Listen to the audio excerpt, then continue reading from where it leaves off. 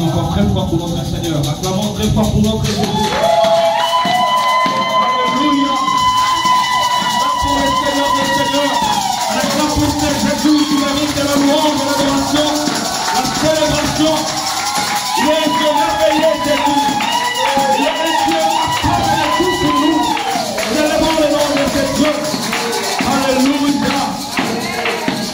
Amen. Le merveilleux, ce Dieu. Je suis très content d'être là au milieu de nous ce matin. Et ce moment merveilleux, nous voulons parler de la part du Seigneur. Dans un premier temps, je suis très reconnaissant au travers le docteur Hubert qui m'a confié cette charge. Et il a eu de la confiance vis-à-vis de ma personne. Amen. Je ne suis pas le plus spécial que tous ceux qui sont ici. C'est juste la grâce que j'ai reçue de la part du Seigneur de me présenter devant vous. Je sais qu'il n'est pas là, il est en voyage missionnaire en Afrique. Et il m'avait confié ce moment de pouvoir nous exhorter. Et je voulais nous dire que ce matin, le Saint-Esprit est présent au milieu de nous, il va agir encore très très fort. Je bénis encore la présence de tous serviteurs, servantes de Dieu présents au Seigneur. Je suis le frère héritier. Je suis venu vous parler de la part du Seigneur. Je viens de l'église de la Providence, dont j'ai encore présent devant moi un bien-aimé, c'est un serviteur de Dieu qui vient avec moi de l'église de la Providence, et l'apôtre Rampello Domenico. Donc vous êtes contents de nous recevoir. Et si vous êtes contents, nous acclamons encore très fort pour notre Dieu.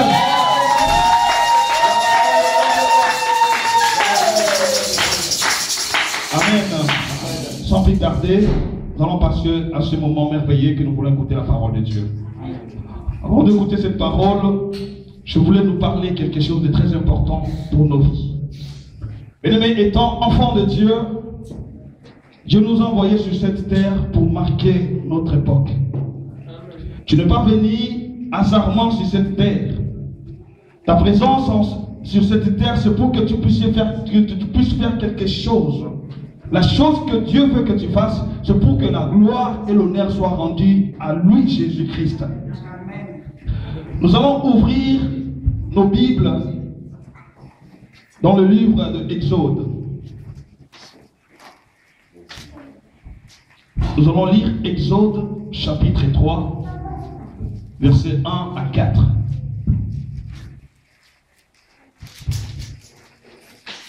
Exode chapitre 3, verset 1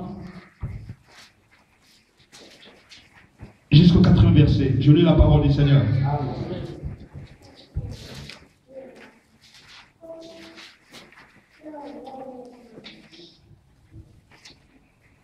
Moïse faisait paître les troupeaux de Jéthro, son beau-père, sacrificateur de Madian, et il mena les troupeaux derrière le désert.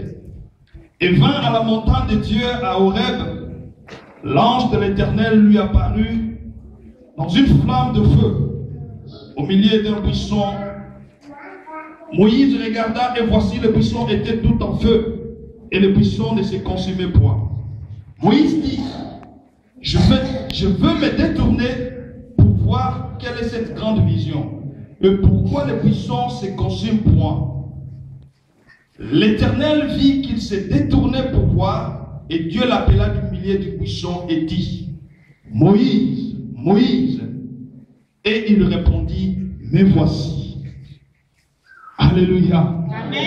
L'Éternel vit qu'il détournait pour voir, et Dieu l'appela du milieu du buisson et dit: Moïse, Moïse. Et il répondit: me voici. Ce matin, nous allons partager un thème. Le thème que nous allons partager ce matin, c'est un thème qui va nous ramener dans la présence de Dieu. Je vais intituler ce thème: la force d'un chrétien est dans la présence de Dieu. La force d'un chrétien est dans la présence de Dieu. Si nous allons essayer de décortiquer ce thème, nous allons apprendre beaucoup de choses. Voilà pourquoi Dieu nous demanderait d'écrire, ceux qui ont des stylos, et nous allons peut-être avoir un moment de mieux entrer dans la profondeur pour l'édification de nos vies chrétiennes. Je voulais parler ce matin de la présence de Dieu dans nos vies chrétiennes. J'ai dit tout à l'heure, la force d'un chrétien dans la présence de Dieu. Bien-aimé, un homme sans une force, même nous les parents, quand tu as un enfant, tu vois que ton enfant n'est pas efficace, ça craint un peu. Tu peux avoir des idées en disant, mais qu'est-ce qui se passe dans la vie de cet enfant? Tu peux te poser des questions. Parce que quand tu as un enfant, tu attends que cet enfant puisse croître avec une force. Que cet enfant ait qu'il y ait une énergie à cet enfant et que cette énergie puisse produire quelque chose. Et quand tu vois ton enfant est en train de faire le contraire, les idées commencent à changer. Et dans la vie chrétienne aussi, nous croissons comme des bébés. À un moment, nous devons avoir cette force. Mais où est-ce que nous devons puiser cette force? C'est là que nous devons comprendre, nous allons comprendre. Cette force dans la vie chrétienne, nous ne puisons que dans la présence de Dieu. Amen. Amen. Amen. Tu dois savoir une chose, que la présence de Dieu, c'est quelque chose de très important dans la vie d'un enfant de Dieu. Aujourd'hui, beaucoup de chrétiens, nous sommes limités à regarder le grand homme que Dieu a établi sur terre, à contempler le miracle, le prodige. Les chrétiens ignorent qu'en nous, en ayant la présence de Dieu, tout chrétien peut produire des miracles sans qu'ils se rendent compte. Tout enfant de Dieu conscient en lui peut reproduire ce que Christ a dit dans sa parole. Que ceux qui croiront en moi feront plus que ce que je fais. Mais il y a quelque chose qui nous bloque pour que nous ne puissions pas vivre cela, c'est le manque de la présence de Dieu. La manque de rester dans la présence de Dieu nous entrave de vivre la grandeur et la main puissante de Dieu. Si nous allons comprendre, c'est la chose que le diable est en train d'empêcher les enfants de Dieu aujourd'hui. C'est de les affaiblir, de ne pas rester dans la présence de Dieu. Tu veux être grand aujourd'hui, tu veux être ce que tu envisages d'être. La réponse, c'est de rester dans la présence de Dieu. Nous voyons dans ce verset, Moïse. Si Dieu avait appelé Moïse dans la buisson ardent, c'est parce que Moïse avait une vie intime avec son Dieu. Dans le buisson ardent ou dans la montagne d'Horeb, Moïse n'était pas parti pour contempler. Non. Moïse avait cette habitude de rester dans la présence de Dieu. Dans la Bible, il y a beaucoup de gens que Dieu a choisis. Ces gens ont été élus rien que parce qu'ils étaient des hommes qui restaient dans la présence de Dieu. Dieu pouvait choisir n'importe quelle personne. Mais dans ce verset que nous venons de lire, Dieu a choisi Moïse. Pourquoi? Parce que Moïse s'est retrouvé dans le buisson, s'est retranché dans une montagne. Et dans la montagne, Moïse implorait la grâce de Dieu. Et Dieu s'est révélé dans Moïse. En d'autres termes, ce que nous pouvons comprendre ici, c'est que Moïse était disposé. Alléluia. Amen. Le fait que Moïse était disposé, Dieu a pris Moïse et l'a choisi. La Bible dit, Dieu l'appela Moïse, Moïse. Il dit, mais voici. Il y a quelque chose qui s'est passé dedans. Quelqu'un peut t'appeler à ton nom. Tu n'auras pas directement les réflexes de dire, mais voici, une voix inconnue. Premièrement, tu seras stupéfait. Qui m'appelle? Mais Moïse, le fait qu'il était dans la présence de Dieu, il avait automatiquement compris que cette voix, c'est Dieu qui m'appelle. Alléluia. Amen. Moïse a compris automatiquement que cette voix, c'est la voix de Dieu. Et Moïse répondant, mais voici. Si Moïse était arrivé à ce stade de comprendre que c'est Dieu qui l'appelait, c'est parce que Moïse est resté dans la présence de Dieu. Sinon, Moïse ici, il allait poser des questions en se disant, qui m'appelle? Oh, regardez, qui est cette voix-là? Mais Moïse avait compris. C'est parce qu'il était dans la présence de Dieu. Vous voyez que le fait de rester dans la présence de Dieu nous ramène dans une confiance ferme avec notre Dieu. Quand tu es dans la présence de Dieu, il y a des choses qui vont commencer à se passer spirituellement. et ça se passera des fois automatiquement. Moïse a compris cela. Moïse a répondu, mais voici. C'est parce qu'il était dans la présence de Dieu. La présence de Dieu dans la vie de Moïse a rajouté encore quelque chose d'important. C'est quoi? La délivrance du peuple de Dieu en Égypte. Amen. Si Dieu avait choisi Moïse pour qu'il délivre un peuple, c'est parce que Moïse demeurait dans la présence de Dieu. Amen. Si Dieu avait choisi que Moïse, bien que Moïse était grandi dans la maison du Pharaon, Moïse était dans une maison royale où il y avait tout, mais Moïse restait dans la présence de Dieu. Le fait que Moïse était dans l'intimité de Dieu, Dieu avait trouvé qu'il y avait un bon intimité ou un bon rapport entre Moïse et lui, et Dieu l'avait choisi. Dans nos vies chrétiennes aujourd'hui, ça se passe aussi pareil. Beaucoup de chrétiens, nous sommes égarés de la présence de Dieu. Voilà pourquoi Dieu n'arrive pas à s'en servir de nous. Il y a quelque chose qui nous empêche que nous soyons ce que Dieu veut, parce que nous ne restons pas dans sa présence. Dieu voit en nous, il n'y a pas de fruits qui peuvent être productifs. C'est parce que le diable a pris le demeure. Le diable a pris les devants. Le diable a pris son siège dans nos vies. Et Dieu ne peut pas s'en servir de nous. Mais demain, si tu veux être grand aujourd'hui, si tu veux être élevé, peu importe dans le domaine, sois quelqu'un qui restera dans la présence de Dieu. Aujourd'hui, les chrétiens, nous sommes devenus des chrétiens que par nos noms ou par ce que nous avons fait avant. Dans les enfants de Dieu aujourd'hui, il n'y a pas de partage. Dans la vie des enfants de Dieu aujourd'hui, tu trouveras que des chansons mondaines. Dans la vie des enfants de Dieu aujourd'hui, tu trouveras que des choses qui ne plaisent pas à Dieu. Cela nous empêche de rester dans la présence de Dieu. Je vais te dire une chose, bien-aimé. Je me dirai que nul n'est parfait sur cette terre. Oui, c'est vrai, nul n'est parfait. Mais je vais aussi te dire une chose que Dieu ne demeure pas dans les péchés. Amen. La vérité, c'est celle-là, bien-aimé. Dieu ne demeure pas dans le péché. Dieu accepte quelqu'un qui reconnaît ses péchés, il demande pardon, il se lève, il continue la vie avec Jésus-Christ. C'est cette personne que Dieu a besoin. Amen. Dieu n'a pas besoin de rester avec une personne qui ne grandit jamais, comme j'ai dit tout à l'heure. Une personne qui est infirme spirituelle, qui est restée dans ce monde de péché, qui est restée dans sa vie de péché. Non, Dieu a besoin que tu te répandes afin qu'il puisse manifester sa présence dans ta vie. Dans nos églises aujourd'hui, c'est la même chose qui se passe. Nous avons des hommes et des serviteurs de Dieu. La manque de rester dans la présence de Dieu, l'église n'avance pas.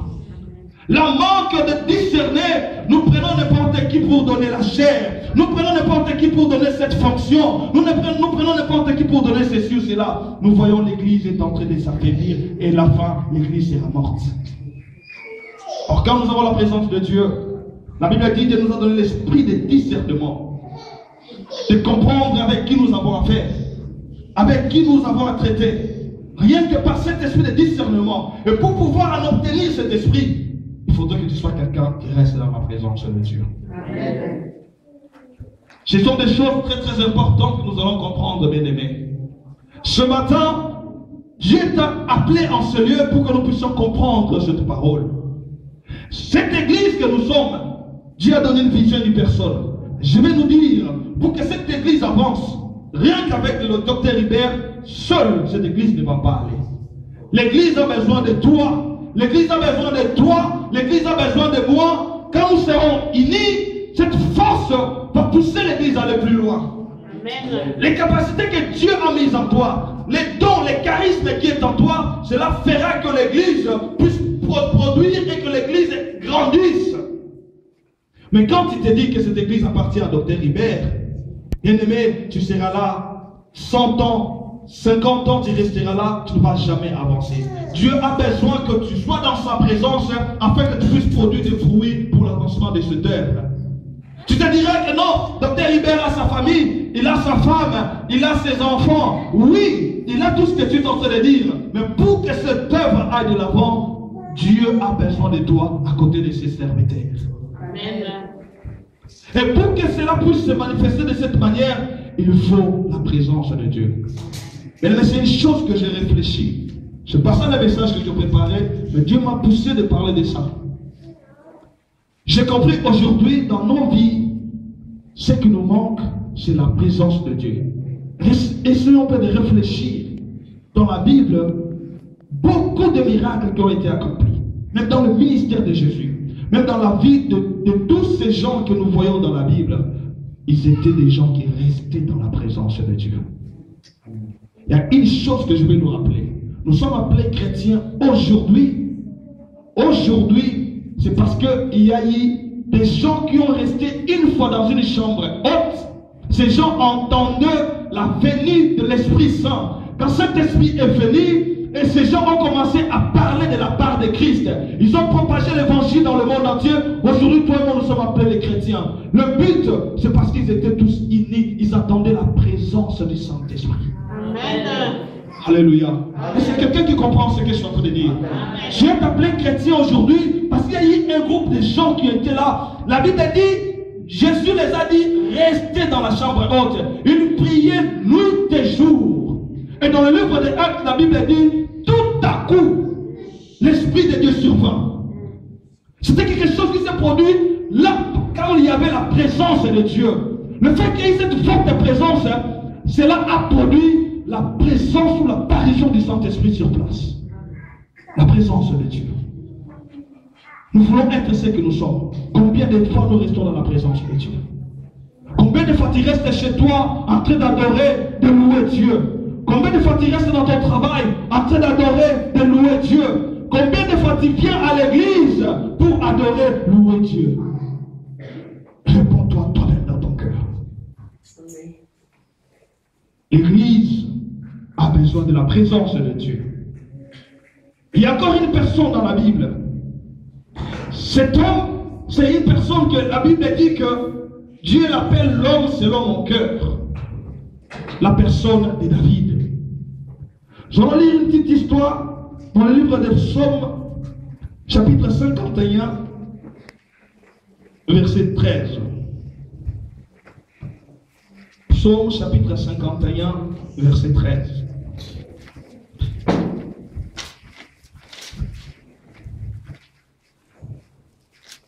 Psaume 51, 13. Je lis la parole du Seigneur. Amen. Ne me rejette pas loin de ta face. Ne me retire pas ton Esprit Saint. Rends-moi la joie de ton salut.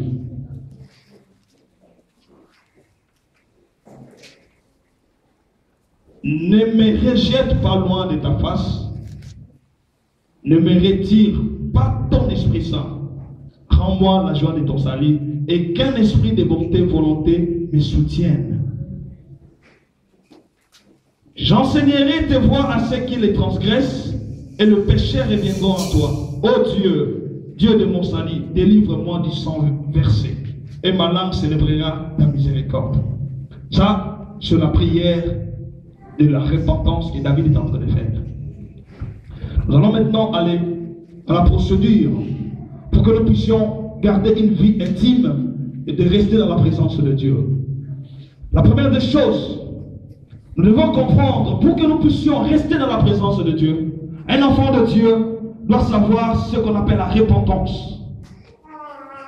Ce que nous venons de lire, c'est David. David avait compris qu'il devait se répandre devant Dieu.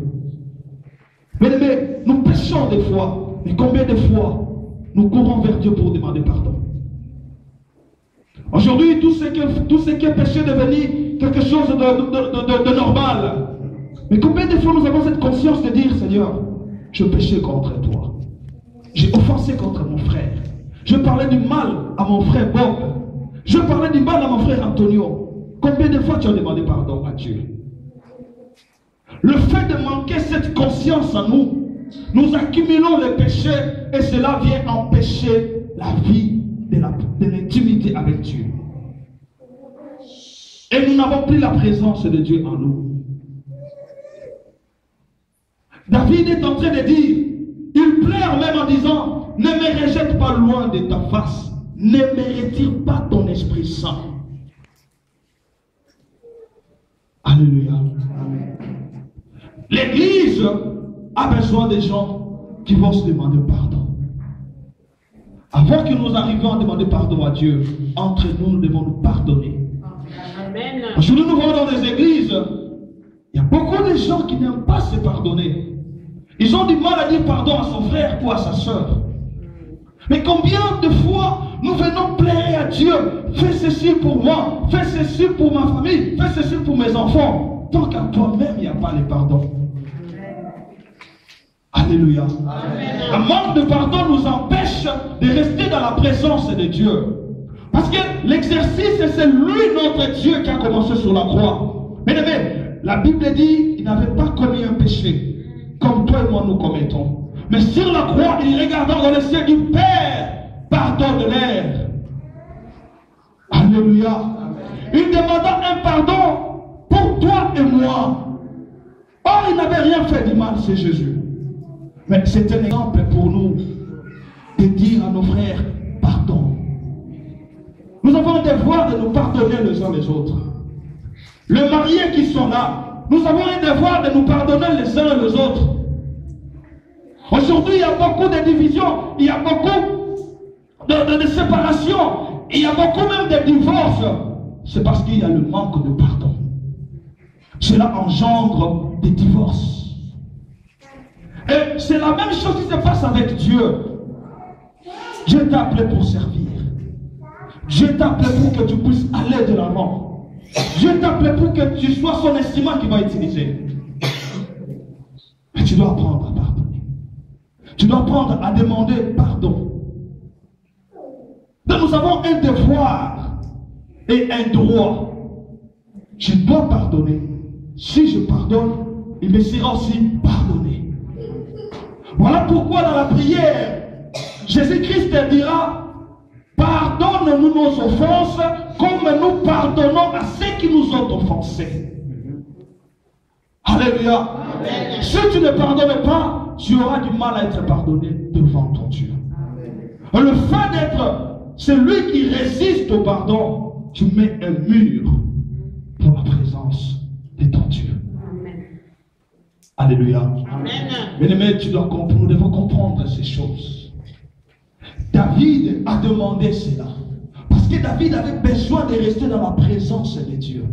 Et il avait compris, pour que je sois un homme qui restera dans la présence de Dieu, il me faut une intimité avec Dieu. Voilà pourquoi, Seigneur, j'ai offensé, j'ai commis un péché, je demande le pardon. Alléluia. Amen. Et quand tu demandes un pardon sincère à ton Dieu, bien-aimé, dis-toi que Dieu te pardonne. Ne te culpabilise pas pour ce que tu as fait. Ne te culpabilise pas pour ce que tu es. Mais sois sincère devant ton Dieu.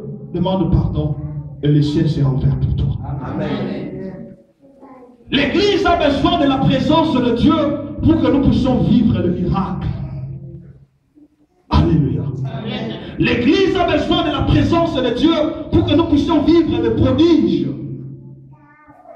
Si aujourd'hui le monde se moque de l'église, parce que l'église a perdu le sens de l'église, ou l'église a perdu le sens du centre de résolution de tous les problèmes. Bien-aimé, personne n'était venu devant Christ et rentré le même. Personne. Personne n'est s'approché devant Jésus et cette personne est rentrée le même. Personne. Tous ceux qui sont venus devant Jésus, ils ont eu les solutions à leurs problèmes. Amen. Tous ceux qui sont approchés devant Jésus, ils ont eu les résolutions à tous leurs problèmes. Amen. Alléluia. Amen. Et c'est ce que nous, l'église, nous devons comprendre. Et cette personne de Christ, c'est la personne que nous portons à nous. Si tu es ici, tu es un chrétien, tu dois comprendre que je possède en moi le Créateur des cieux et la terre. Amen. J'ai en moi Jésus dans ma vie. Alléluia. Nous devons comprendre ces choses pour que nous puissions même bien marcher dans la vie chrétienne. Beaucoup de gens ignorent cela. Voilà pourquoi l'église, nous sommes restés une église ancienne, une église fatiguée. Il n'y a rien qui se produise dans nos vies. Il y a un péché qui nous empêche. Il y a quelque chose qui nous empêche de rester dans la présence de Dieu. Or, les gens qui restent dans la présence de Dieu vivent le miracle de Dieu.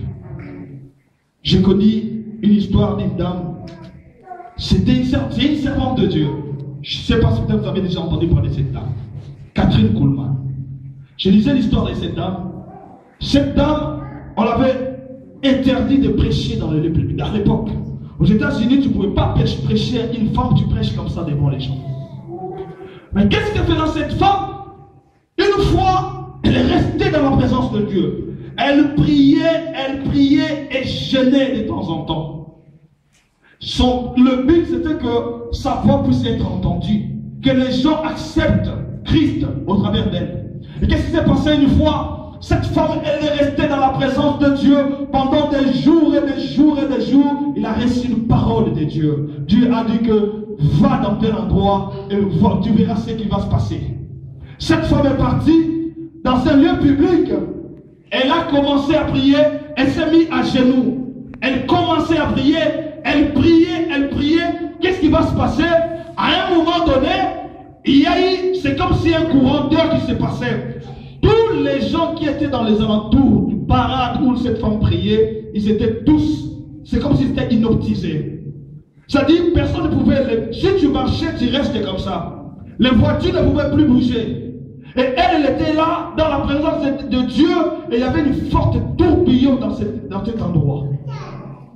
Les policiers peuvent venir, mais s'ils arrivaient dans l'atmosphère de ce tourbillon, ils ne pouvaient plus pénétrer entre dedans. Amen. La présence de Dieu s'est manifestée. Cette femme à genoux, le main levée, elle criait, elle priait le Seigneur.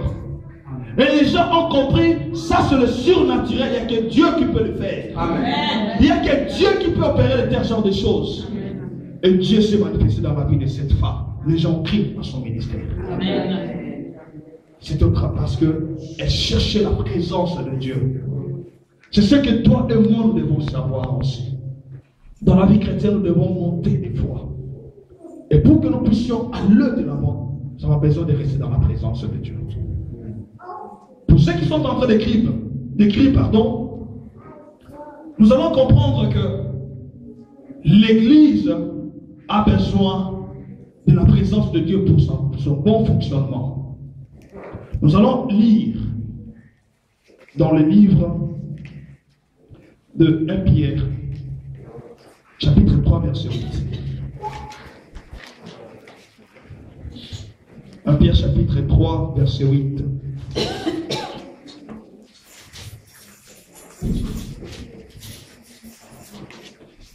En Pierre chapitre 3 verset 8, je lis la parole du Seigneur. Enfin, soyez tous animés de même pensée et de même sentiment, pleins d'amour fraternel, de compassion, d'humilité. Enfin, soyez tous animés de même pensée et de même sentiment, pleins d'amour fraternel, de compassion, d'humilité. Alléluia. Vous savez, l'Église de Dieu, c'est une famille. L'autre fois, je parlais ça dans une réunion. Le Seigneur m'avait mis à cœur de nous faire comprendre ces choses. Et si Dieu nous met à cœur de nous parler en ce lieu, c'est pour nous faire comprendre encore beaucoup de choses. Le docteur Hibert n'est pas là présent, mais l'Église va vivre. L'Église vivra parce que l'Église n'appartient pas à docteur Hibert, l'Église appartient à Jésus. Amen. Oh, une Église, c'est une famille.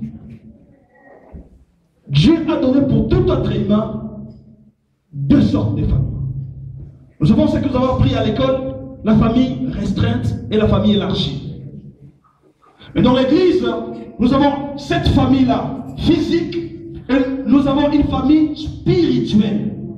La famille physique, c'est ton parent, tes enfants, tes tantes, tes cousines que tu as. La famille spirituelle que Dieu t'a donnée, c'est l'Église, corps du Christ. Cette famille spirituelle, c'est toi et moi. Voilà pourquoi je t'appelle frère et je t'appelle sœur, parce que tu es ma famille spirituelle. Et qu'est-ce que nous allons comprendre dans ces deux sortes de familles? Une famille, c'est un groupe de gens qui sont unis. un groupe de gens qui ont un lien. C'est ça une famille. Celui-là, c'est ma cousine, c'est parce qu'il est de même père, sa mère est de même père avec ma mère. Celui-là, c'est mon cousin, c'est parce que son père est de même père avec ma mère. Il y a un lien qui vous unit.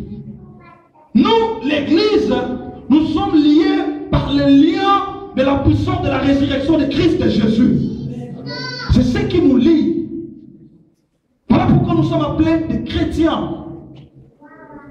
Et entre ces deux familles, laisse-moi te dire que cette famille spirituelle, aujourd'hui, surtout la majorité des gens qui sont sortis, qui ont laissé les expatriés ou la diaspora, nous vivons plus avec cette famille spirituelle qu'on appelle l'Église.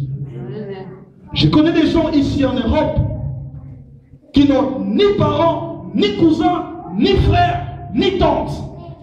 Il dit, je suis seul. J'ai quitté peut-être l'Éthiopie, je suis arrivé en Europe. Mais dans son témoignage, tu verras qu'il a été guidé par un frère. Ensuite, cette personne se retrouve. Je connais aussi beaucoup de gens, ils sont restés avec leur famille, toutes leurs familles sont là, mais cette famille a toujours des problèmes. Il n'y a rien qui se marche dans cette famille-là.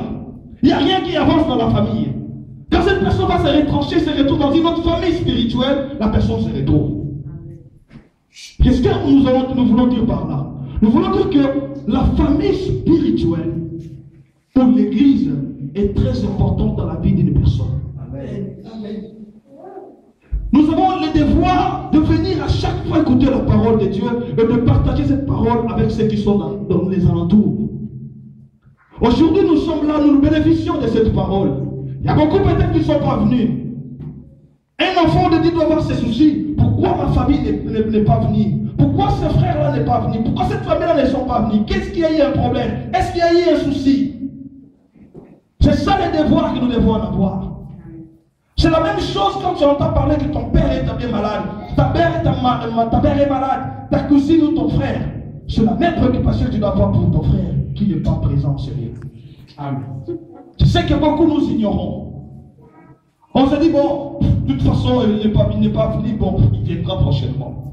Peut-être que ce frère est malade. Ou peut-être que ce frère a eu un problème qui avait peut-être besoin de ton assistance spirituelle ou morale. Et qu'est-ce que nous reproduisons en retour? On ne calcule pas. Nous devons porter cette famille à cœur.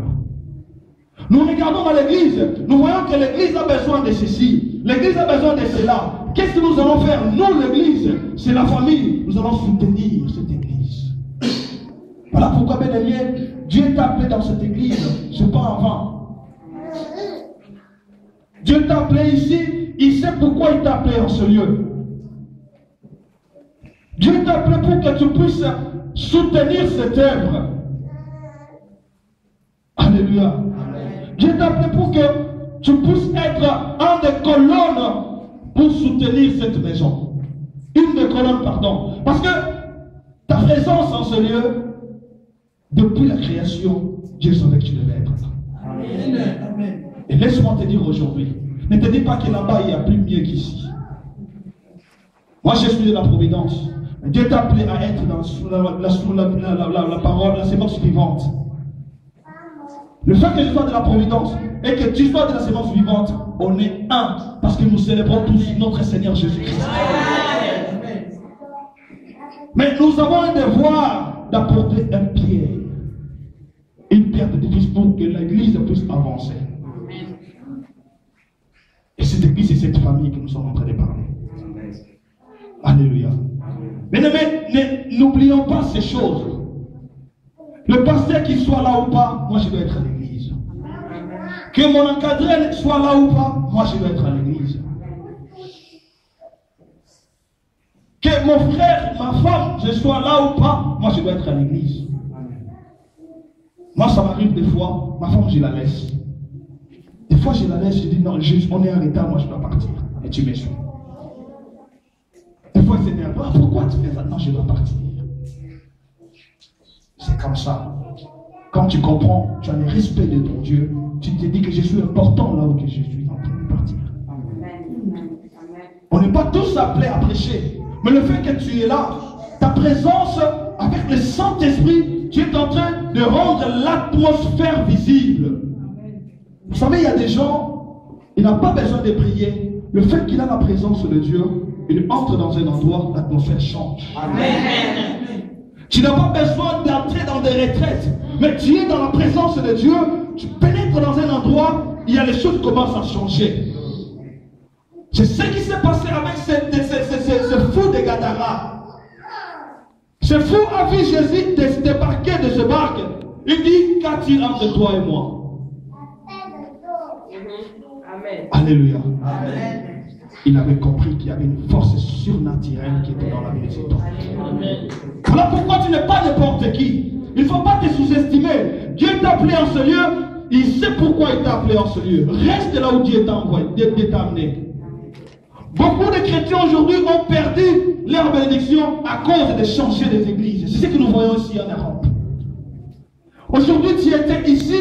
Non, parce que là-bas, apparemment, on ne prêche pas bien, il n'y a rien qui avance. Je vais aller dans l'église, les bons bergers. Tu arrives au bon berger, tu vois que, ah non, cette sœur-là me regarde trop mal. Je vais peut-être là-bas, je vais à l'église, les sillons. Tu arrives au sillon, tu te dis, non, ici les gens ne prient pas bien. Moi je veux les gens qui prient comme ça, qui prient comme ça, qui prient comme ça. Comme ici je ne trouve pas, je quitte, je vais aller, je ne sais pas où. Bien aimé, tu traverses toutes les églises. Qu'est-ce que tu es en train de faire? Tu es en train de perdre ta foi.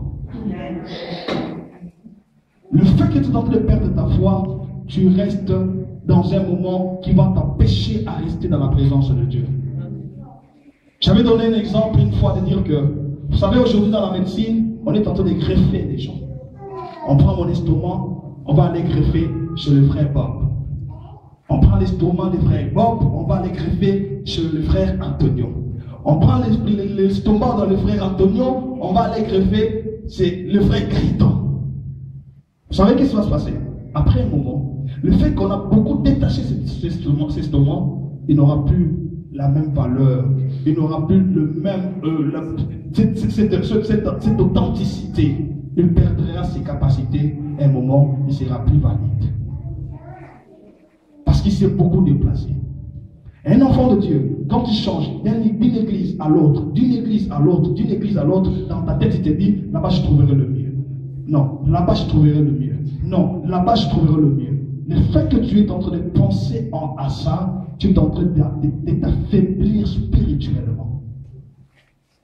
Et Dieu ne peut pas se manifester dans ta vie.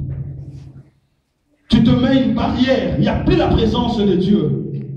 Or, moi je sais que je suis ici, qu'il pleuve ou qu'il neige, je reste là, j'intercède, je reste comme Jésus avait dit, restez dans la chambre haute, jusqu'à ce que je verrai le Saint-Esprit descendre, et c'est là que je sortirai pour aller prêcher la parole de Dieu. Amen. Alléluia. Les chrétiens, nous devons enlever toutes ces pensées aujourd'hui, de se dire que là-bas c'est mieux, parce qu'il faut 2000 personnes, 5000 personnes. Bien aimés, nous pouvons être ici à 10, mais quand nous marchons dans la crainte de Dieu, nous sommes plus que ceux qui sont 10 000 ou 20 000 à côté. Alléluia. Nous pouvons être ici à 5, mais quand nous sommes ces 5 qui restent dans la vie de la sainteté, de la sanctification, de la crainte du Seigneur, nous sommes plus que ceux qui sont 20 000 qui sont dans le monde. Amen. Nous avons intérêt à soutenir l'œuvre de Dieu. Quelques aspects pour que nous puissions aller vers la fin de notre message. Nous allons voir, il y a des points très importants que nous devons comprendre. Qu'est-ce que nous devons faire pour que nous puissions conserver notre vie de l'intimité ou de rester dans la présence de Dieu? La première des choses que nous allons comprendre. Nous allons parler de la prière. Pour ceux qui sont en train d'écrire, la prière, c'est une chose très très capitale pour un enfant de Dieu. Prenons dans le livre des Actes, chapitre 12, versets 5 à 11. Actes des Apôtres, chapitre 12, verset 5 jusqu'au 11e verset.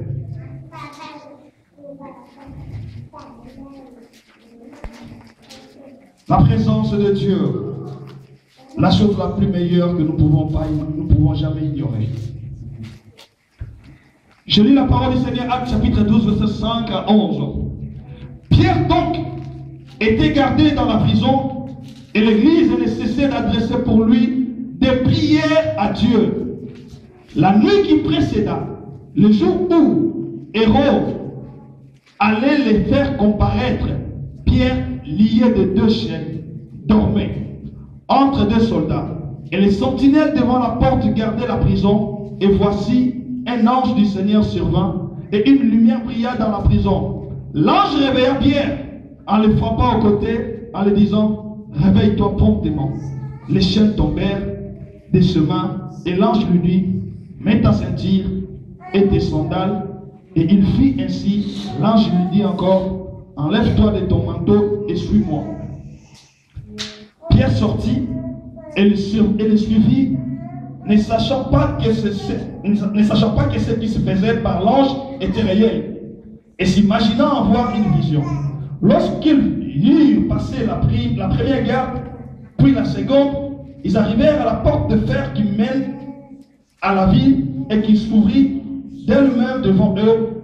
Ils sortirent et s'avancèrent dans une rue. Aussitôt l'ange quitta Pierre. Revenu à lui-même, Pierre dit, je vois maintenant d'une manière certaine que le Seigneur a envoyé son ange et qu'il m'a délivré de la main d'Hérode et de tout ce que le peuple juif attendait. Alléluia. Amen. Pierre donc était gardé dans la prison et l'église ne cessait d'adresser pour lui des prières à Dieu. Alléluia. Amen. Une personne qui se retrouve dans la prison, l'église se mit à prier, à intercéder pour cette personne-là. Je disais tout à l'heure que nous avons un des éléments qui nous permettra de conserver notre intimité avec Dieu en restant dans la présence de Dieu, c'est dans la prière. Voyons maintenant ce qui se passe dans la prière. Pierre a été délivré dans la prison à cause de la prière qui a été adressée à Dieu au travers de ses frères qui étaient dehors. Cette prière est venue toucher le cœur de Dieu et Dieu envoya l'ange pour délivrer Pierre. La prière, c'est une des choses très importantes qui nous ramène dans la présence de Dieu. Alléluia. Mesdames, vous savez, une personne qui est habituée à prier, des fois les gens le trouvent un peu bizarre. Ça, c'est ce qui se passe souvent. Une personne qui reste longtemps dans la présence de Dieu, pour lui, tout devient par la foi. Il n'y a plus rien qui le limite, cette personne. Cette personne, lui, en lui, il s'est dit, je suis certain qu'au travers de la prière, quelque chose va se passer. La prière nous ramène dans l'intimité avec Dieu. La prière nous ramène dans la présence de Dieu. Ceux qui ont défini la prière, ils ont dit que c'est un dialogue entre un homme et son Dieu. C'est dans la prière qu'on arrive à parler à notre Créateur. Mais beaucoup de gens aujourd'hui, quand ils ont leurs problèmes, c'est d'aller raconter aux gens. Frère, tu vois ce qui s'est passé. Il a fait ceci, il a fait cela, et cela est abouti à ceci. Mais nous passons notre temps de raconter des choses aux gens qui ne vont rien ramener d'importance dans nos vies. Au lieu d'aller dans un coin, de fléchir nos genoux, d'implorer la grâce de Dieu. Alléluia. Le moyen qui peut nous ramener dans cette présence de Dieu, c'est la prière. Amen. La prière que les enfants de Dieu ont fait pour leur frère Pierre, cette prière est allée même dans la prison. Et les portes s'ouvrirent d'une manière miraculeuse. Et Pierre était sorti de la prison. Au travers de la prière. Les enfants de Dieu aujourd'hui, nous oublions que la prière c'est une force dans la vie d'un enfant de Dieu. Amen. Le fait de manquer cette vie de prière nous ramène comme si nous étions déjà des gens de septantenaires ou les gens de 70 ou 80 ans. Nous oublions que notre force vient de quand nous prions à Dieu. Combien de fois les chrétiens nous prions aujourd'hui? Les chrétiens, nous avons abandonné la vie de prière. Les chrétiens, nous avons abandonné cette vie de prière. Et voilà pourquoi nous avons des problèmes qui nous dépassent. Au lieu de penser à prier, nous avons ce temps de penser à ce qui va nous ramener toujours dans le monde. Toi, un enfant de Dieu, tu as tes problèmes, tu vas aller voir un Joe Moroboé, une personne qui ne connaît que de paraboles, qui viendra te dire, écoute, moi dans ton cas, ce que je ferai, c'est que je vais aller voir, tu vois le messier là qui travaille là à côté, lui peut débloquer cette situation. Les gens pensent selon leur manière de fonctionner, selon leur façon de voir les choses. Mais une personne qui reste dans la présence de Dieu, bien aimé, il y a des cas qui peuvent arriver. C'est la prière qui peut t'apaiser. Amen. Amen. Il y a des cas qui peuvent surgir dans ta vie. Ces cas-là n'ont pas besoin d'avoir un psychologue. Ces cas-là ont besoin de la prière. Amen. Mais les chrétiens, nous oublions. Nous allons voir des gens qui ont la sagesse et l'intelligence du monde. Au lieu d'aller consulter les créateurs de ces gens-là. Alléluia. Amen. Il y a des problèmes avec les médecins. À un moment, ils arrivent à se dire, pour moi, j'en peux plus rien. Je mets toute l'intelligence, la connaissance que j'ai appris, mais là, je suis au bout, j'en peux plus rien. C'est là que Dieu vient intervenir. C'est la même histoire qui s'est passée avec Marthe et Marie. Il dira à Christ et Jésus, Jésus leur dit que votre frère dort. Marie dira, Marthe dira, non. Ça fait 4 jours. Il sent déjà 4 jours. Ça, c'est ce que les yeux de l'homme peuvent voir. Que ça fait 4 jours. La situation là n'a plus de solution. C'est fini, il n'y a plus rien. Mais quand tu sous-estimes la force de la prière qui est en train d'affaiblir le Saint-Esprit. Moi, j'ai toujours dit, pour moi, la prière peut tout faire pour moi. La prière peut tout faire pour moi. Peu importe ce que je traverse, peu importe la situation, je crois que Jésus-Christ était ressuscité et ma vie aussi est ressuscitée. Amen. Alléluia. La prière peut tout changer dans nos vies. Ce que nous devons faire, c'est de croire que ce que je suis en train de demander à mon Dieu, je le verrai s'accomplir. Alléluia. Amen. La prière. La deuxième des choses que nous allons voir, c'est la louange et l'adoration. Nous allons lire dans le livre de Matthieu. Matthieu chapitre 4, verset 10.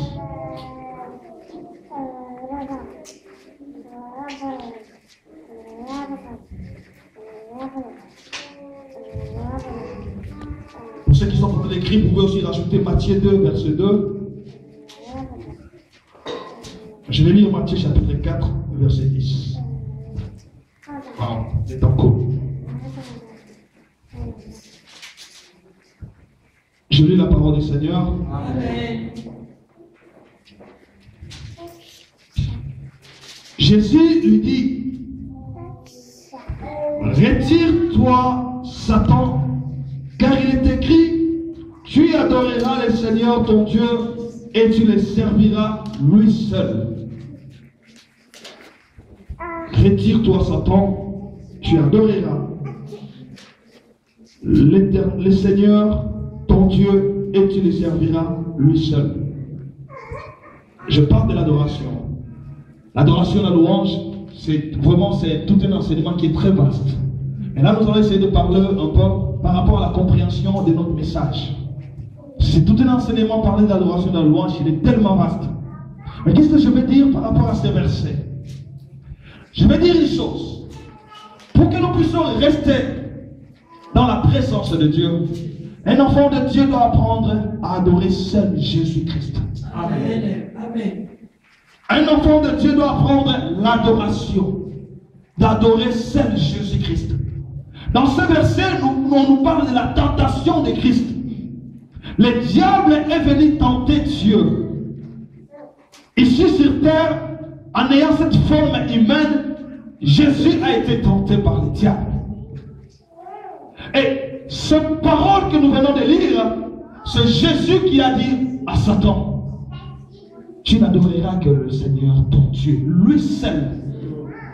Mais aujourd'hui, dans nos églises, dans nos vies chrétiennes, à cause des situations de ce monde, nous adorons les gens, des humains comme nous. Un enfant de Dieu, devant une situation, ils se disent, ben, de toute façon, je vais le faire. Bah écoute, je n'ai plus de papier, je n'ai plus de maison, je n'ai plus rien. Bah écoute, on me propose d'aller voir M. Jean-Marc. Quand je verrai M. Jean-Marc, bah écoute, je vais confesser tout ce qu'il me dira. Ben, je vois peut-être ce que j'aurai à voir. Tu adores un être humain.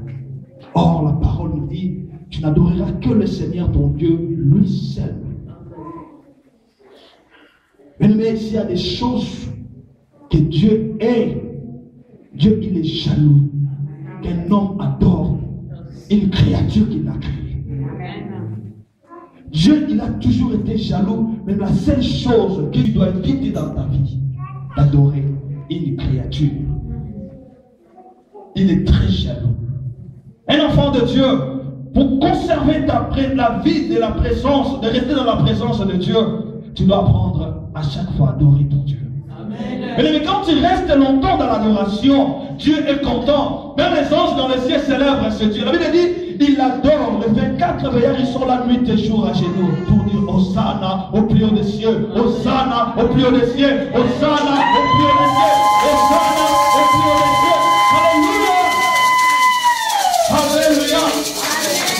Maintenant, l'adoration égaye le cœur de Dieu. Quand un enfant de Dieu reste dans l'adoration, Dieu prend plaisir. Quand tu restes dans l'adoration, tu commences à ouvrir de nouveaux horizons spirituels. L'adoration, bien-aimé. Tu restes comme ça dans ta maison. Bien-aimé, moi, ma femme, elle est là. Je suis comme un fou chez moi à la maison. Je parle, je chante. Je vous ai dit une fois ici, quand je entre, même pour moi, quand j'entre dans ma douche, c'est mon temps. Quand je sors, je suis dans ma chambre, même dans mes écouteurs, je ne fais qu'écouter et adorer. C'est comme ça. Mais nous ne devons pas laisser plus le temps. Ça peut t'arriver d'avoir la faiblesse de prier, mais commence juste à adorer. Tu verras quelque chose va se passer. Commence juste à adorer. Je suis fatigué spirituellement. Ça peut t'arriver. Mais la vie d'adoration, la vie de la louange doit rester une vie pour toute ta vie. Amen. Alléluia. Et l'adoration, quand nous restons dans l'adoration, nous sommes en communion avec notre Dieu. C'est ce que nous ramène encore plus, nous rapproche encore plus de la présence de Dieu. Mais il y a quelqu'un qui adore Dieu, vous allez voir que sa vie ne sera pas la même. Un enfant de Dieu qui reste dans l'adoration, même sa maison aura une autre atmosphère. Un enfant de Dieu qui reste dans l'adoration, son entourage dira non, lui là c'est une personne différente. Il faut que les gens arrivent à se dire que non, cette personne n'est pas pareille comme tous les autres. Cette personne elle est un peu différente. C'est ce que les gens ont vu dans la vie de Pierre. Mais Pierre n'avait pas besoin de se dire que moi je suis Pierre. Les gens ont identifié Pierre. Parce que Pierre avait une vie qui commençait à se ressembler avec Jésus. Les gens ont dit, toi, tu as l'air de ceux qui étaient avec ce monsieur-là. Vous savez, il y a un âge que les gens de ce monde disent, ceux qui se ressemblent. Mais Pierre, c'était comme ça. Ils se disent, toi là, toi tu as l'air de celui-là qui va être exilé là. À cause de la pierre, non, pas bon. Pas bon. Vous savez, à un moment, des fois, même nos enfants, ils commencent un peu à copier ce que nous faisons.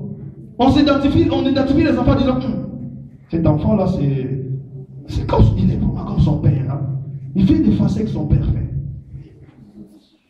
Vous savez, moi, mon fils, il est là, David, il a toujours l'habitude de dire, quand il voit quelqu'un s'agenouiller, il dit, papa, il fait comme toi. Il fait comme ça, papa, il fait comme toi. Avant, le vendredi, je suis parti avec lui. On était avec mon bien-aimé Antonio. J'ai dirigé le programme dans la prière de l'intercession. Et vraiment, il y avait une forte présence de Dieu. Une très forte présence de Dieu. Dieu s'est manifesté encore puissamment. À la sortie, Il dit, papa, quand tu étais à genoux, je t'ai vu pleurer. Papa, tu pleures devant les gens. J'ai regardé, j'ai rigolé. C'est un enfant. Je lui dis, plus tard, tu comprendras. Quand nous restons dans la présence de Dieu, des fois, on oublie ce que nous sommes. Amen. Je prends ma costume de papa, ma costume de mari, je mets à côté, je me mets comme étant un enfant devant mon Père. Alléluia. C'est ce que les enfants de Dieu nous devons apprendre. De rester dans la présence de Dieu comme si nous étions des enfants. Aujourd'hui, les enfants de Dieu, ils ont du mal, même à s'agenouiller devant Dieu. On se dit, ah non, j'ai mis mes vêtements qui coûtent plus cher, peut-être je vais les abîmer, je ne pourrai plus les acheter. Mais ces vêtements ont été créés ces vêtements ont été fabriqués par les arbres que Dieu a créés. Amen. Alléluia. C'est Dieu qui a créé aujourd'hui les cotons. Ce sont des arbres qui ont été créés par Dieu. Il n'y a personne qui a fabriqué l'arbre. Vous savez, j'ai discuté avec un bien-aimé en parlant de ces arbres, des arbres et tout. Je devais faire une parenthèse. J'ai dit qu'il y avait une forte puissance lors de la création. Vous savez, il y a des choses que Dieu n'a pas, la Bible n'a pas énumérées, et que nous voyons aujourd'hui. Ces choses, il y a certaines choses qui sont sorties comme ça dans la puissance de la création. J'imaginais, Dieu dira que la lumière soit, et la lumière fut. Oh, il y a la lumière. Et dans la lumière, il y a eu le soleil, il y a eu des éclairs, il y a eu même des foudres qui sont sortis dans les lumières. Tous ces trucs lumineux là, ils sont sortis par cette puissance de la création. Des arbres que nous voyons ici, ce sont des choses que j'imaginais, mais j'ai dit, mais nous avons un grand Dieu, bien-aimé. Nous avons un grand Dieu. Voilà pourquoi ton problème là, ta situation là, n'est rien devant ce Dieu. Tu te dis peut-être, je suis au bout, je ne peux plus. Mais je te dis que Jésus a une réponse pour toi. L'église que nous voyons aujourd'hui, si nous nous mettons dans la prière, nous restons dans la présence de Dieu, nous n'aurons plus de place en ce lieu. Amen. Alléluia. Amen. Les gens qui viendront et se diront, non, dans cette église-là, il y a vraiment des enfants de Dieu. Dans cette église-là, il y a l'amour. Dans cette église-là, il y a la présence de Dieu. Alléluia. L'adoration. Combien de fois nous restons dans l'adoration devant Dieu? Combien de fois nous restons dans l'adoration devant Dieu? Or, les gens que j'ai cités tout à l'heure, Moïse, je parlais de David, ce sont des gens qui avaient des activités quotidiennes qu'ils faisaient. Ils avaient des occupations comme toi et moi, nous partons au travail. En Europe, les gens se disent, oh, je travaille beaucoup, je suis fatigué, je ne peux même pas lire, je ne peux même pas adorer. C'est faux, bien-aimé. Ces gens que nous voyons, ce sont des travailleurs. Les disciples que Jésus avait recrutés, si je peux le dire, la majorité, ce fut des travailleurs. Il a eu même des gens qui travaillaient dans le gouvernement. Des gens comme des Matthieu qui travaillaient aux impôts. Il dit, laisse ton travail, suis-moi. Alléluia. Amen. Je suis parti aux impôts le vendredi. J'ai vu comment les gens ont fait le film. Et je suis allé voir un conseiller. Il me dit, je suis un peu plus là. Oh, je m'attache. Je me fais comme les programmes. Explique-moi comment ça va se passer. Des gens comme des Matthieu sont des gens qui travaillaient comme ça dans les impôts. Mais ils ont laissé leur travail. Ils sont venus travailler pour Christ. De Pierre, de pécheurs. Des gens qui restent tous les jours pour pécher. Nuit et jour, ils sont là. Il faut des travailleurs comme toi et moi. Aujourd'hui, c'est notre travail qui nous fatigue.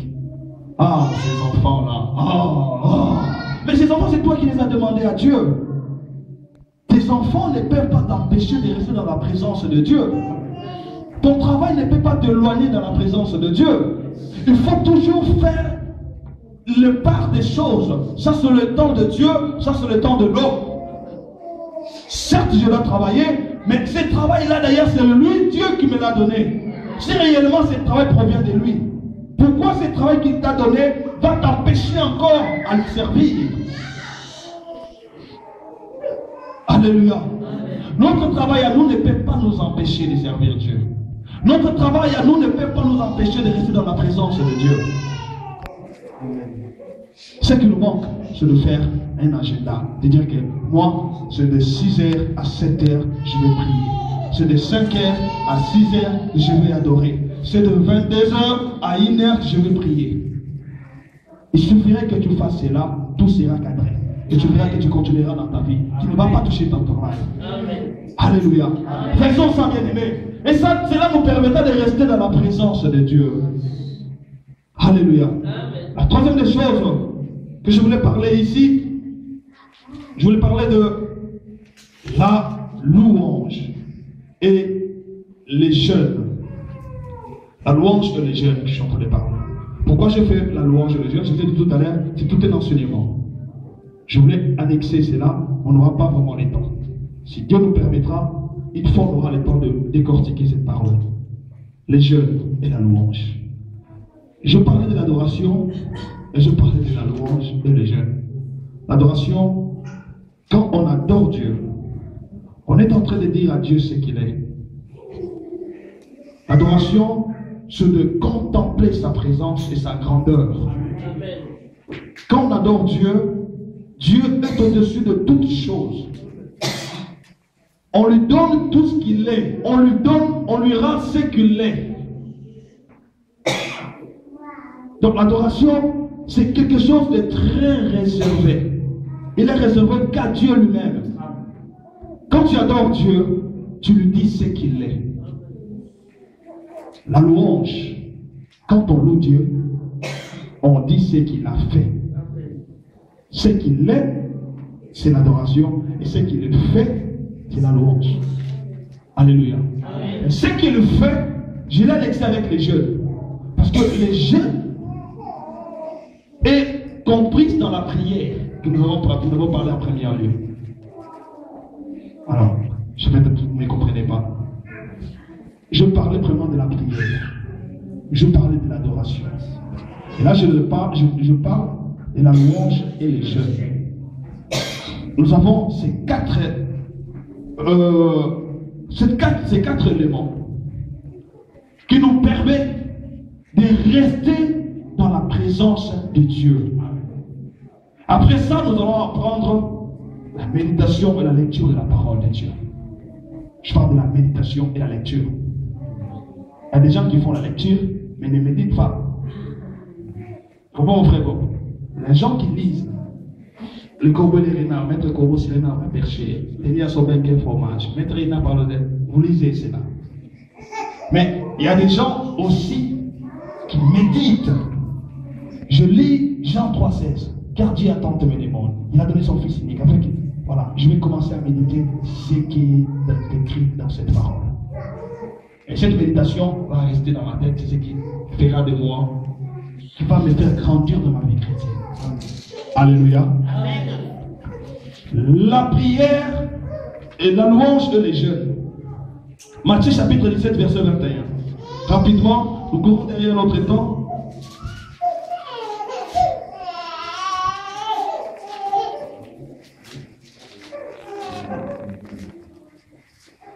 Alors, nous allons courir rapidement. Je parle de la louange et les jeunes. Matthieu chapitre 17, verset 21.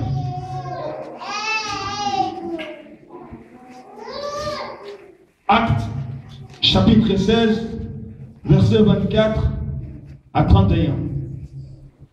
Je demanderai quelqu'un qui est disponible pour nous lire ce verset. Premièrement, Matthieu chapitre 17, verset 21.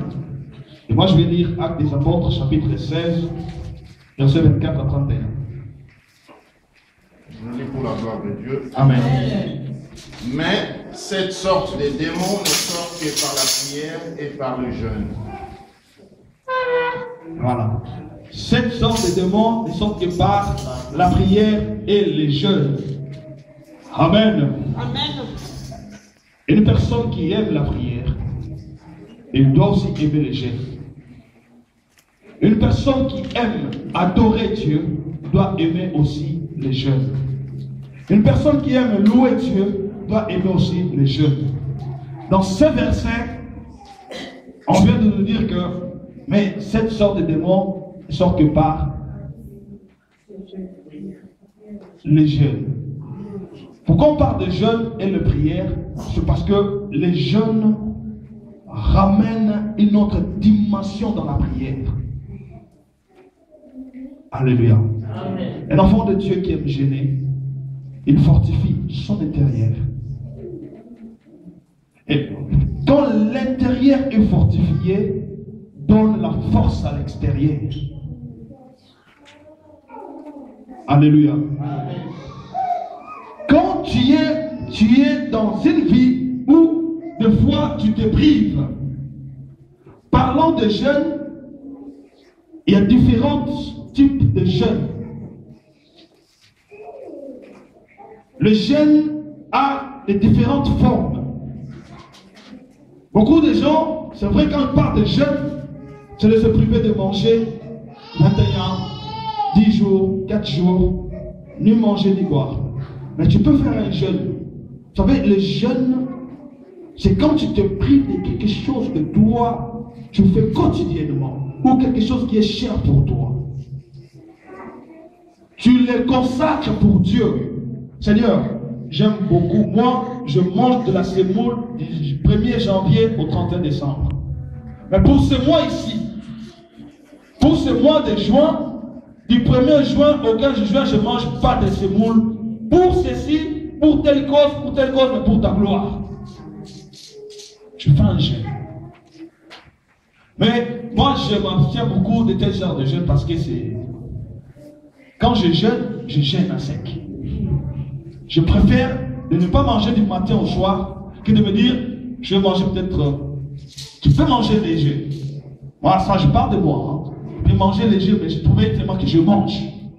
Je préfère que j'ai une conscience tranquille. Moi, je me dis, ben, aujourd'hui, je ne mange pas jusqu'au soir. Je reste comme ça. Je prie mon Dieu.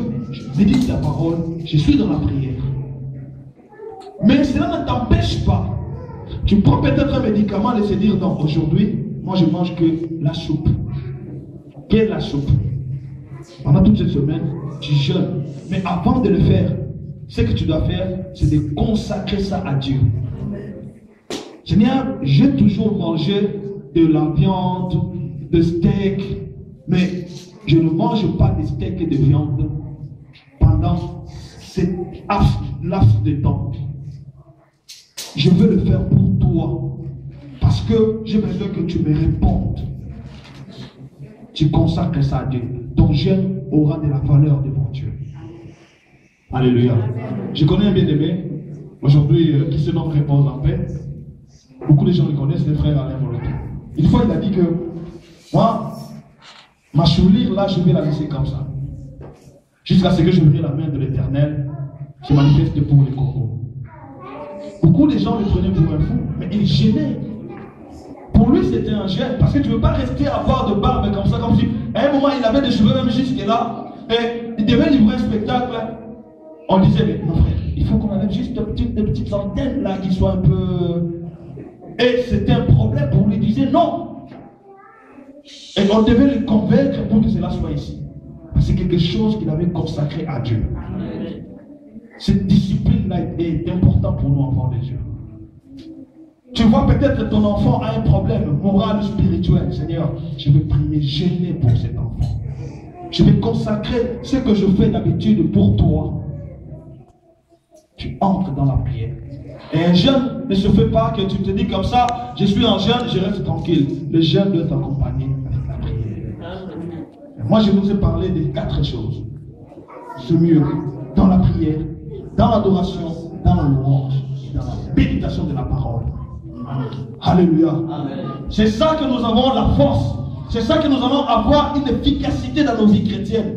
C'est par là que nous allons voir une église. L'église est en train de grandir. L'église est en train d'avancer, d'évoluer encore. Alléluia. Dieu a besoin de ça. Je vais lire Actes des Apôtres, chapitre 16, versets 24 à 31. Je lis la parole du Seigneur. Comme nous allions au lieu de prière, une servante qui avait un esprit de python et qui devina procurer un grand profit à ses maîtres.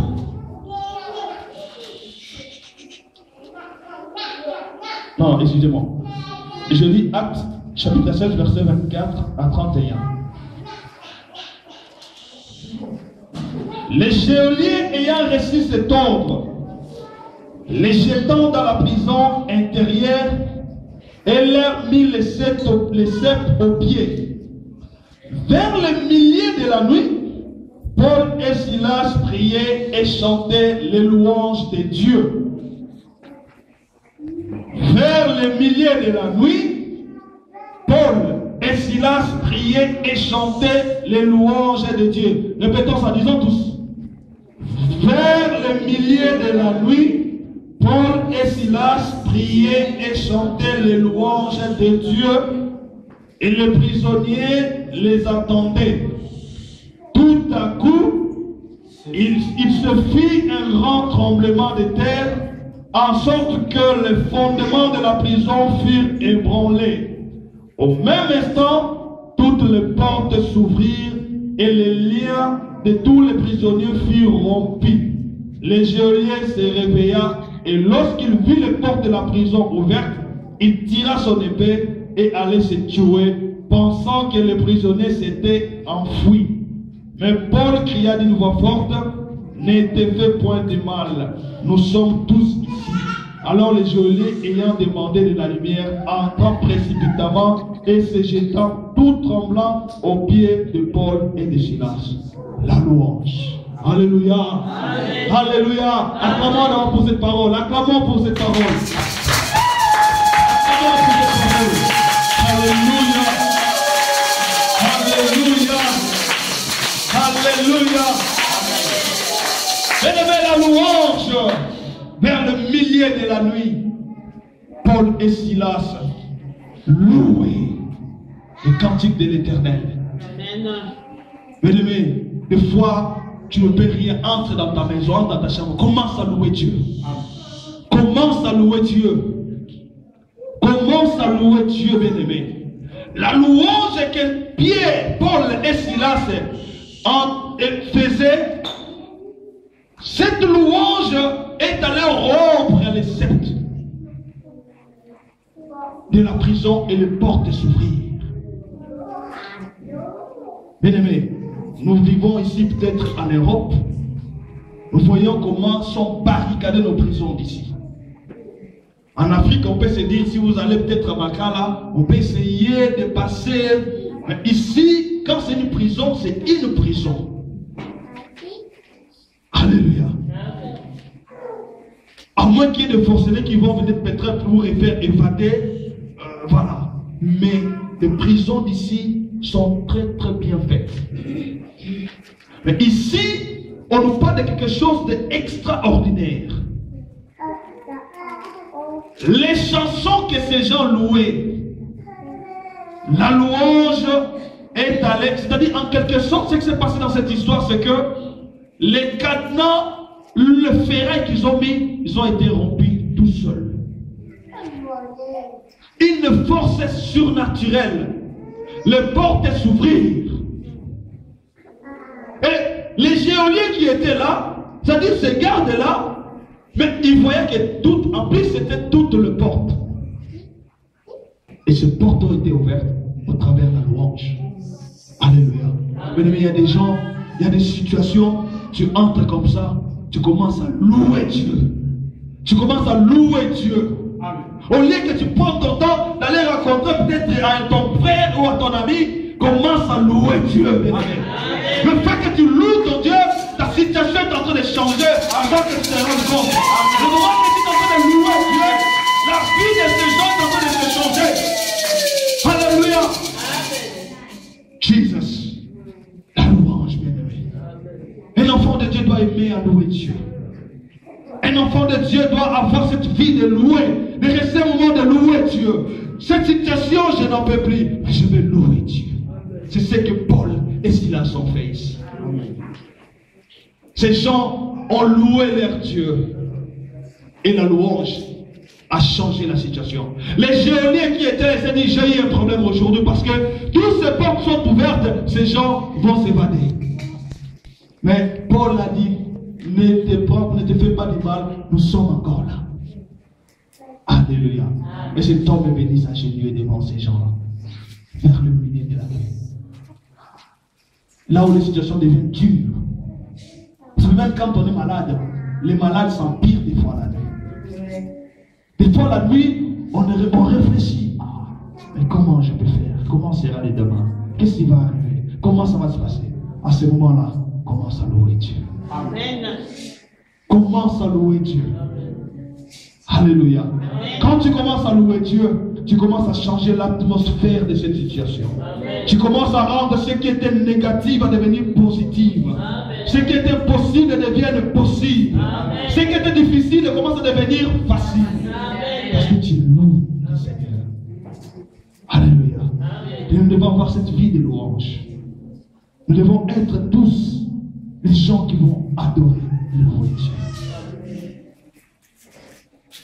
Et on a vu ici que d'eux-mêmes, ils étaient restés là. Ils ne pouvaient plus rien faire parce qu'ils étaient dans la prison. Et c'est la louange qui a changé les situations. Alléluia. Amen. Je parlais de ces 4 choses. Si nous aurons le temps, nous allons peut-être continuer. Si nous aurons le temps, nous allons continuer. Et ce que je viens de parler ici, c'est très important pour la vie d'un enfant de Dieu ou pour une église. Alléluia. Amen. Une église doit avoir cette vie. Même tu es là, tu exerces une activité dans cette église. Dieu t'a appelé dans cette église. Tu dois chercher à avoir la présence de Dieu. Et si tu me poseras la question, comment je peux conserver la présence de Dieu dans ma vie, je te dirai, réponds ce que tu viens d'écouter. Que tu sois un homme de prière. Que tu sois un homme qui restera dans la louange et l'adoration. Que tu sois un homme qui aimera passer des moments dans les jeûnes et prières. Et que tu sois un homme qui aimera méditer la parole de Dieu. Alléluia. Amen. Ce sont les choses très capitales que nous devons comprendre. Mais si nous avons cela dans nos têtes, à un moment donné, on dira à Dr. Hébert, nous voulons aller évangéliser. Nous voulons aller visiter les familles qui ne viennent plus. Nous voulons aller parler de la part de Jésus dans les gens qui ne les reconnaissent pas. Nous voulons être ceux-là qui vont ramener le peuple à la connaissance de Christ et Jésus. Alléluia. Mais pendant ces moments, nous voulons nous lever. Alléluia. Nous voulons nous lever par rapport à ce que nous avons écouté, bien-aimés. Sous le Saint-Esprit t'a parlé, commence à méditer cette parole. Et peut-être tu t'es dit, ce frère-là est venu nous en parler. Et moi je t'ai dit, moi aussi le Seigneur m'a parlé ce matin. Amen. Nous allons fermer nos yeux. Alléluia. Mais pendant ces petits moments, nous voulons réellement contempler la présence de Dieu. Nos yeux sont fermés. Je demanderai même aux enfants de ne pas être distraits. Fermez vos yeux là où vous êtes. Et que personne fasse de bruit. Alléluia. Et nos yeux sont fermés. Commence maintenant à réaliser que tu as Dieu devant toi. Commence à voir que Dieu est devant toi là où tu es là maintenant. Parce qu'ici nous confessons que Jésus-Christ est le Seigneur des Seigneurs. Ici nous confessons que Jésus-Christ est le Roi des Rois. Nous ne sommes pas venus élever un homme. Nous sommes venus élever le Créateur du ciel et de la terre. Et ce Dieu t'a parlé. Il l'a devant toi. Commence maintenant à reprendre ton intimité avec lui. Quelque part tu as été peut-être ignorant. Dis Seigneur, je veux reprendre mon intimité avec toi. Je veux te servir. Je veux être que pour toi. Commence à réaliser cette présence de Dieu. Je veux être un homme qui restera, qui aura une vie de demeurer dans ta présence.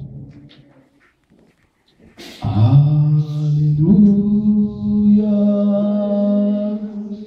Alléluia. Alléluia. Alléluia.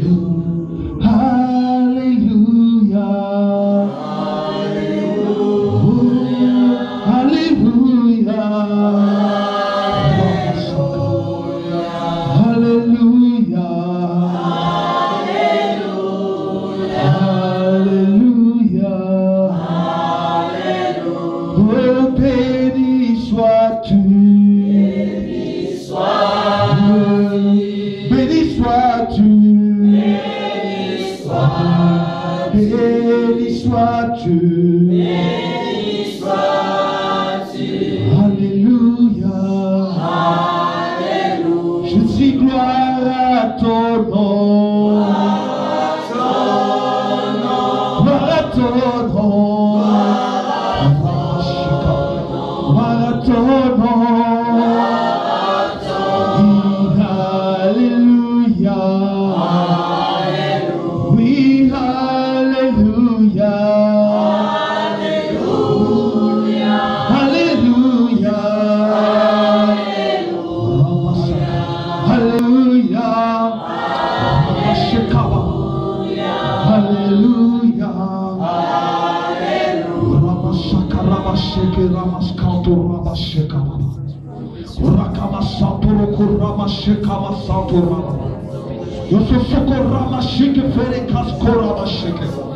You must stop the Borakamadi Shedere Karabasatura. You say Kebere Kontore Kabasatura Baba. You say Kebere Kantora Kabasheka Baba. You say Mire Koboraba Shika Baboreko. We summon a Sheko Raba Shekebera Baba. Shakemere Koma Sakeraba Shekebere. Samaraba Shekebere Koraba Baba. Au nom puissant de Jésus-Christ, donne la liberté, Seigneur Dieu, au ton peuple.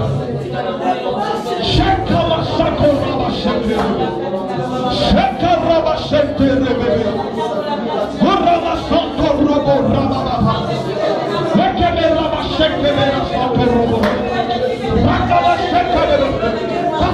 ce qui ont péché, Seigneur. Et prends la vie de la présence de Dieu, Seigneur. Il laisse le peuple qui vont chercher dans la prière. Laisse le peuple qui vont te chercher dans l'adoration. Il laisse le peuple qui vont te chercher dans la louange. Il laisse le peuple qui vont te chercher dans la méditation de la parole. Saint-Esprit, Saint-Esprit, Saint-Esprit de Dieu. Commence à lever maintenant le nom de Jésus dans ce peuple. Commence à lever maintenant le nom de Jésus dans ce peuple. Commence à lever Jésus dans ce peuple. Commence à lever Jésus à travers ce peuple. Commence à lever Jésus à travers ce peuple. Ceux qui ont abandonné leur vie, Seigneur Dieu, donne-leur encore la force. Donne-leur encore la force. Donne-leur la force, Seigneur. Donne-leur la force, Seigneur. Au nom de Jésus. Au nom de Jésus.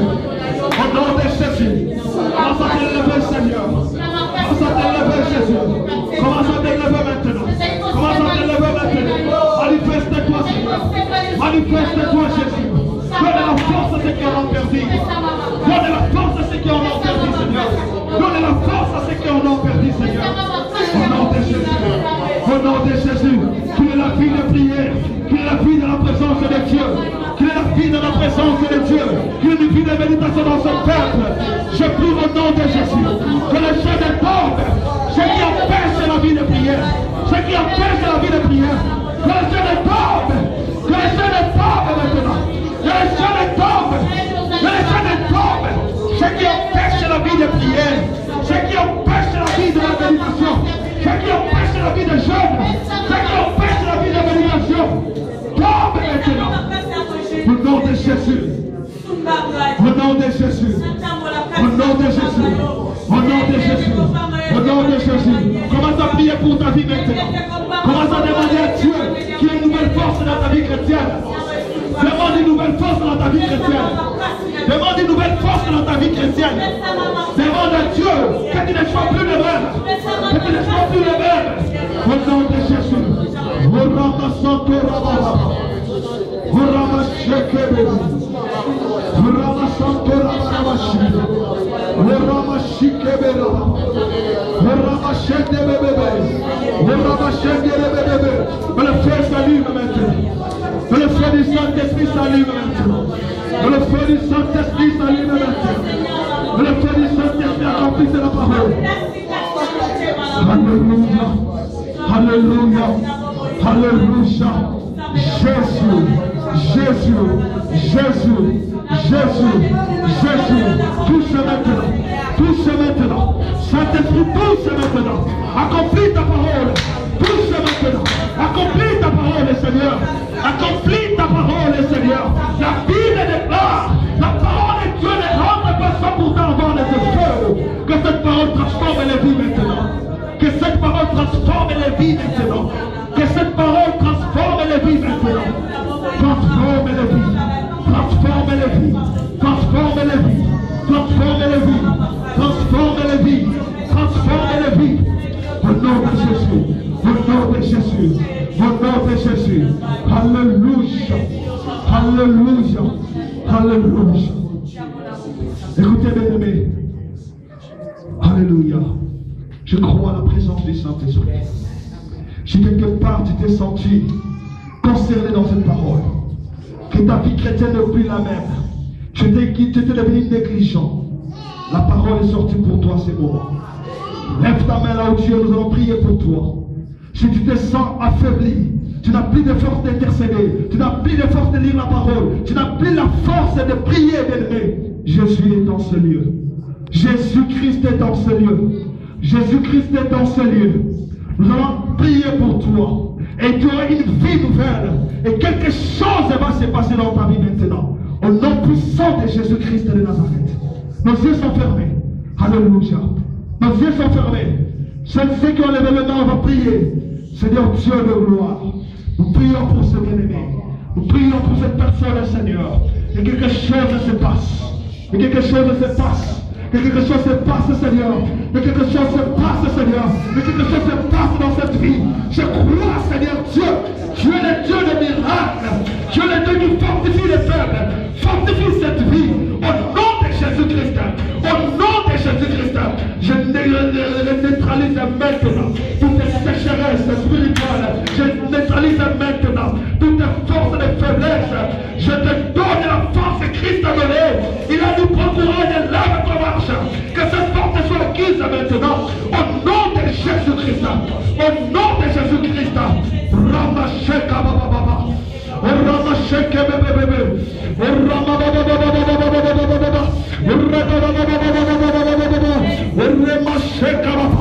Reçois maintenant la force. Reçois maintenant la force. Et quelque chose se passe dans ta vie. Quelque chose se passe dans ta vie. Que tu ne sois plus la même. Que ta vie soit renouvelée. Que ta vie soit renouvelée. Que tu sois une personne nouvelle. Au nom de Jésus, je neutralise maintenant. Et je brise maintenant toute puissance qui pouvait t'affaiblir. Toute puissance qui pouvait t'accabler. De ne pas rester dans la présence de Dieu. Je les chasse maintenant. Au nom de Jésus-Christ. Au nom de Jésus-Christ. Que ta vie soit libérée. Que ta vie soit libérée. Au nom de Jésus. Au nom de Jésus. Lève-toi et marche. Prends courage. Que Seigneur te fortifie. Que Seigneur te fortifie. Et qu'il guérit ta vie. Au nom de Jésus-Christ. Alléluia. Ramasanto Ramashika Baba. Shente Rebeshika. Ramashika bébé. Ramasanto Ramashika. Ramashika bébé. Il est vivant.